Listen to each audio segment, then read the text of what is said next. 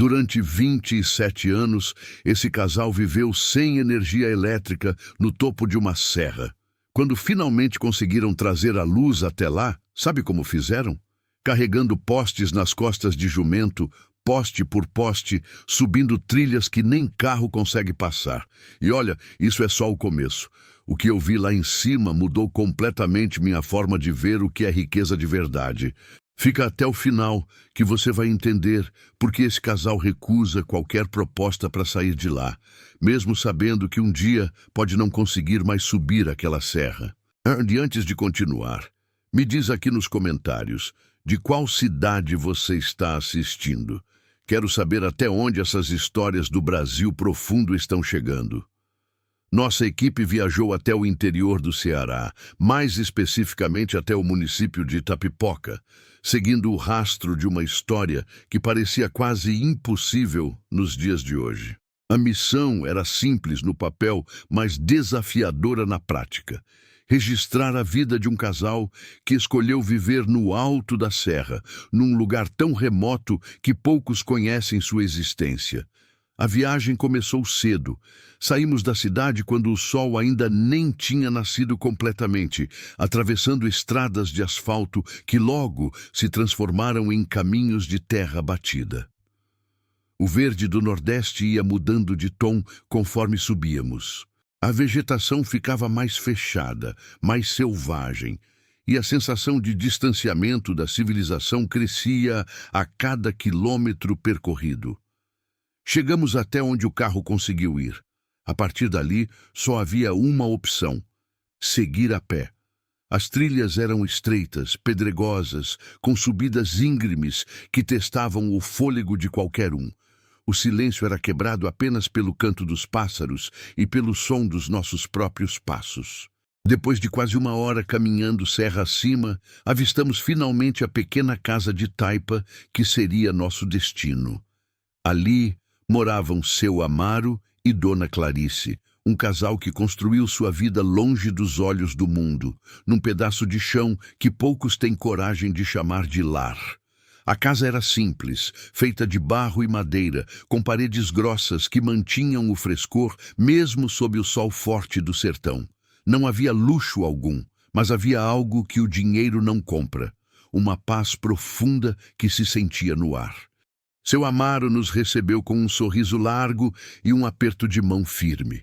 Era um homem de pele queimada pelo sol, mãos calejadas pelo trabalho, mas com olhos brilhantes que contavam histórias antes mesmo que ele abrisse a boca. Dona Clarice apareceu logo em seguida, enxugando as mãos no avental, tímida no começo, mas com aquela gentileza típica do povo nordestino que recebe qualquer visita como se fosse da família. Sentamos na varanda da casa, onde havia algumas cadeiras de madeira desgastadas pelo tempo. Dali, a vista era de tirar o fôlego. Montanhas cobertas de verde se estendiam até onde a vista alcançava, e o vento que subia do vale trazia um frescor revigorante. Era fácil entender por que eles escolheram aquele lugar, mesmo com todas as dificuldades que isso representava. Seu Amaro começou a contar a história de como chegaram ali. Ele e Clarice se conheceram ainda jovens, em festas de vilas próximas. O namoro foi rápido, o casamento veio logo, e com ele a decisão de construir uma vida própria. Mas não queriam viver apertados na cidade, nem depender de patrões ou do ritmo acelerado que nunca lhes agradou. Queriam terra, céu aberto e a liberdade de acordar sem relógio. Por décadas viveram ali sem energia elétrica. Usavam lamparinas, velas e a luz do dia era o único cronômetro confiável. Mas chegou um momento em que a necessidade bateu à porta. Os filhos precisavam estudar à noite e manter alimentos sem geladeira era cada vez mais difícil. Foi então que começou a batalha mais surpreendente da vida deles: trazer eletricidade até aquele ponto esquecido do mapa. Dona Clarice se levantou e trouxe um café quentinho, servido em canecas de alumínio. Enquanto tomávamos, seu Amaro continuou a história. Ele explicou que nenhuma empresa de energia tinha interesse em levar postes até ali. O custo era alto, o retorno financeiro inexistente e o acesso praticamente impossível para caminhões. Então, ele e os vizinhos mais próximos decidiram fazer por conta própria. Imagine a cena. Postes de madeira e concreto sendo carregados em carroças puxadas por jumentos, subindo trilhas estreitas e perigosas. Cada poste pesava dezenas de quilos. Levavam horas para transportar um único. Foram meses de trabalho árduo, suor derramado sob o sol escaldante, mãos feridas, costas doloridas. Mas em 2011, finalmente, a luz chegou. E quando aquela lâmpada acendeu pela primeira vez na casa de Taipa, Dona Clarice chorou. Ela lembra até hoje como se fosse ontem. Mas a energia foi só o começo da nossa conversa.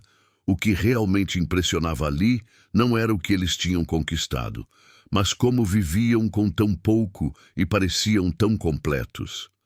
A casa não tinha reboco. O piso era de chão batido em alguns cômodos e os móveis eram poucos e simples. Tudo que chegava até ali precisava ser carregado no lombo de burro ou nas costas de alguém. Não dava para ter geladeira grande, sofá estofado ou qualquer coisa pesada demais. Seu Amaro nos levou para conhecer o quintal. E que quintal! Era uma explosão de vida. Pés de abacate enormes, carregados de frutos, tangerinas doces que brilhavam entre as folhas, bananeiras que formavam quase uma floresta, mangueiras centenárias que davam sombra e frutos durante meses, jaqueiras que produziam frutos tão grandes que pareciam irreais, tudo plantado e cuidado por eles, sem pressa, sem agrotóxico, apenas com a paciência de quem entende o tempo da natureza. Mas o verdadeiro tesouro do lugar estava a alguns metros adiante, um olho d'água cristalino, brotando direto da rocha. A água era tão limpa que dava para ver o fundo perfeitamente. Seu Amaro explicou que aquela fonte nunca tinha secado, nem nos anos de seca mais severa que assolaram o Nordeste. Era dali que tiravam água para beber, cozinhar, lavar roupa, tomar banho. Uma bênção natural que tornava a vida possível naquele canto isolado. Dona Clarice se ajoelhou perto da fonte e encheu uma cuia com água fresca. Bebemos direto dali, e posso garantir, era a água mais pura e gelada que já provei. Tinha gosto de nada, no melhor sentido possível. Só água, limpa, viva. Voltamos para a varanda e a conversa tomou um rumo mais pessoal. Perguntamos como era viver ali, tão longe de tudo. Seu Amaro e Dona Clarice trocaram um olhar cúmplice antes de responder.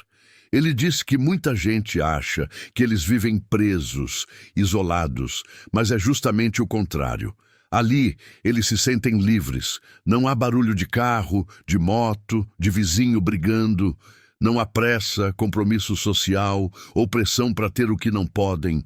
As portas da casa ficam abertas o tempo todo e não há medo nenhum de assalto ou violência. Dona Clarice completou. Na cidade, as pessoas vivem em casas grandes, mas trancadas por dentro. Aqui, a gente vive numa casa pequena, mas de coração aberto. E isso, para eles, fazia toda a diferença. 28 anos de casamento, construídos naquela montanha, tinham ensinado ao casal o valor do sossego, da natureza e do silêncio.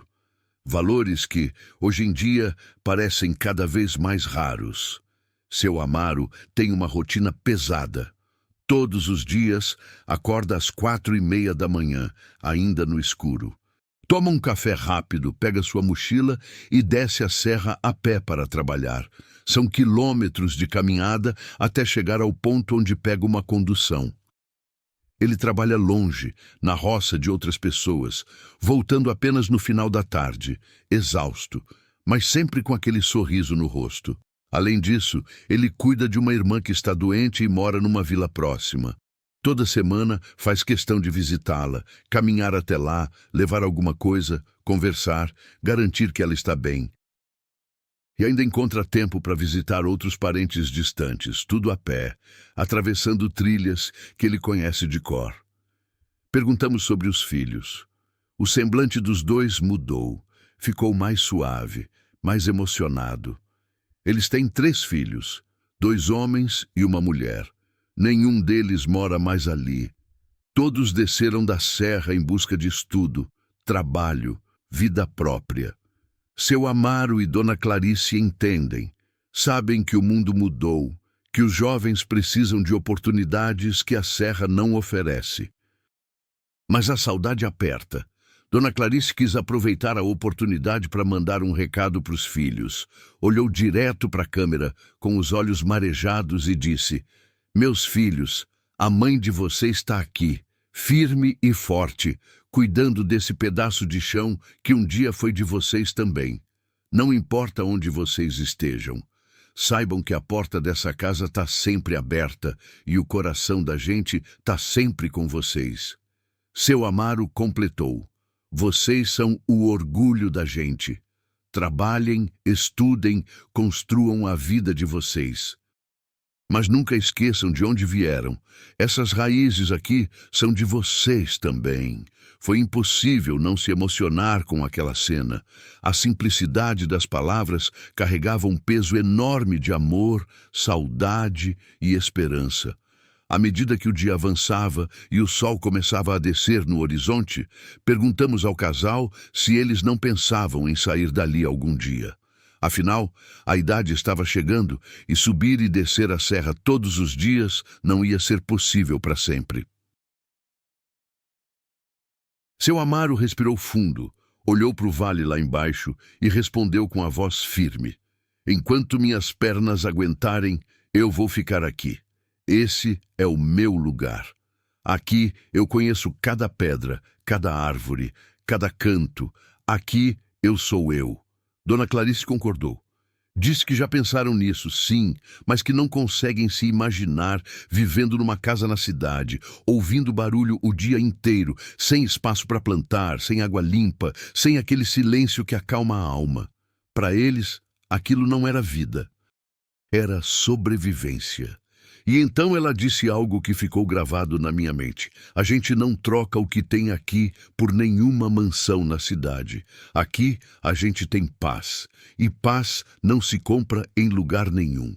Antes de irmos embora, caminhamos mais uma vez até o olho d'água. A luz do fim de tarde batia na água cristalina, criando reflexos dourados. O silêncio era absoluto, apenas quebrado pelo som suave da água brotando da pedra. Ali, naquele momento, era impossível não sentir uma conexão profunda com algo maior, algo que a correria da vida moderna faz a gente esquecer.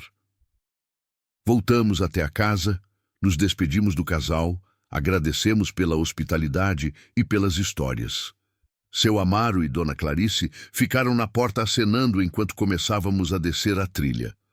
A imagem deles ali, pequenos contra a imensidão da serra, ficou marcada.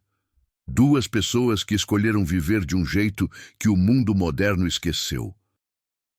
Que valorizaram o essencial, que encontraram riqueza onde muitos só veriam pobreza. Essa é a história de seu Amaro e Dona Clarice. Uma história de resistência, de amor pela terra, de simplicidade que desafia a lógica do consumo. Uma história que nos faz questionar o que realmente importa, o que é de fato viver bem. E aí, depois de conhecer essa história, eu quero saber de você. Se inscreve aqui no canal, ativa o sininho, porque toda semana a gente traz histórias reais como essa. Do Brasil profundo, de pessoas que vivem de um jeito que você nem imagina que ainda existe. Compartilha esse vídeo com alguém que precisa desacelerar e lembrar do que realmente importa. E me conta aqui nos comentários, você teria coragem de viver assim, longe de tudo? Ou prefere o conforto da cidade? Quero saber sua opinião.